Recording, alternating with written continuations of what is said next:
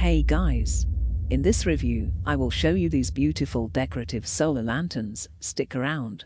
Each unit is 9.45 inches height and 5.5 inches of width and depth. It is 20 lumens light power and is waterproof if you place it outdoor. The full charging time requires 6 hours of direct sunlight. Basically, it will power on for 8 hours straight, which kind of from dusk till dawn. As a good advice, you'd better not replace the built-in battery before its normal lifespan.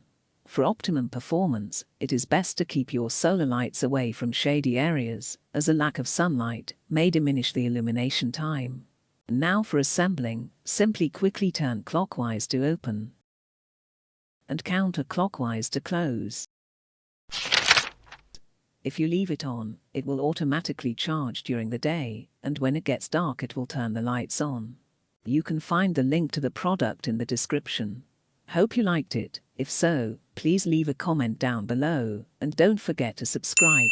See you on the next video.